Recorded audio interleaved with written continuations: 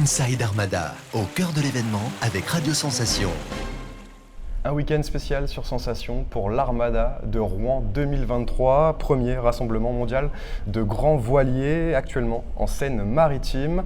Je suis avec l'organisateur Jean-Paul Rivière, bonjour. Bonjour. Vous êtes donc le président de l'Armada. Alors cette année, combien il y aura de bateaux à observer? Donc il y a 45 bateaux à observer, donc ce sont des vieux gréements, des répliques, notamment il y a la réplique du bateau de Magellan, il y a la réplique du bateau de Christophe Colomb. Et voilà, un certain nombre de ce qu'on appelle des vieux gréements. Alors d'où viennent-ils tous ces bateaux?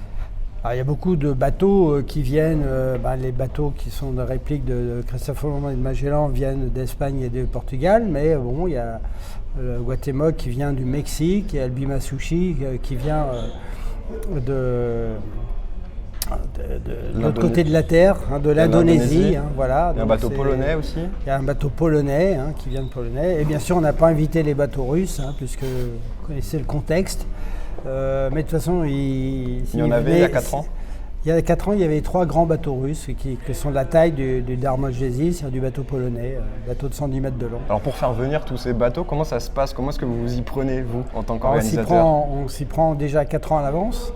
C'est-à-dire que comme l'Armada, c'est la plus grosse manifestation mondiale, c'est un peu plus facile. Donc on annonce dans le système maritime nos dates.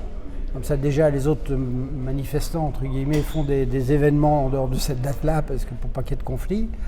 Donc la première chose, c'est qu'on annonce la date. Et après, 2 ans avant, on voit des ambassades. Donc là, on a vu 54 ambassades pour leur expliquer, pour leur rappeler l'événement, avec une lettre de parrainage du président Macron.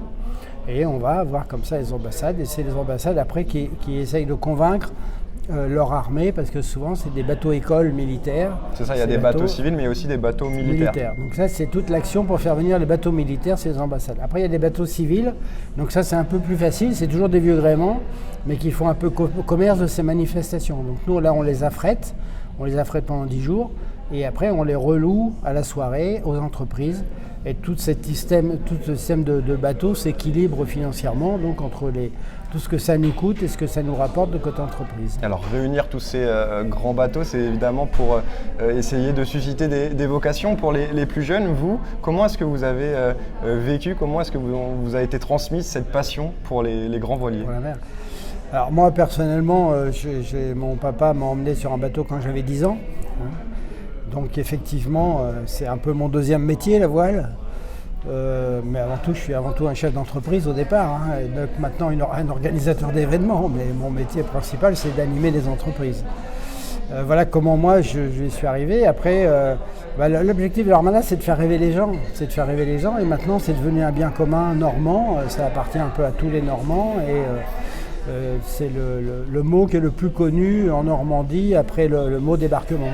Et puis il y a aussi d'autres activités autour de ce rassemblement de voiliers. Qu'est-ce qu'on pourra faire lors de cette Armada?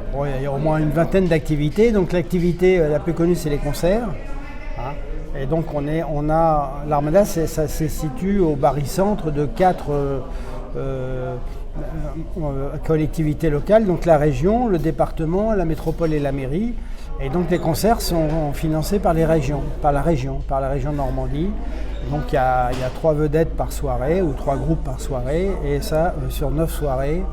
Et donc ça fait effectivement à chaque coup 30, 40, 50 000 personnes tous les soirs.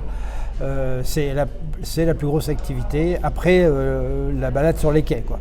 Voilà, merci beaucoup Jean-Paul Rivière d'avoir été avec nous. Bonne Armada 2023, et vous pouvez retrouver toute l'actualité de l'événement sur notre site et sur notre application Radio Sensation. Et l'Armada, c'est jusqu'au 18 juin. Inside Armada, au cœur de l'événement avec Radio Sensation.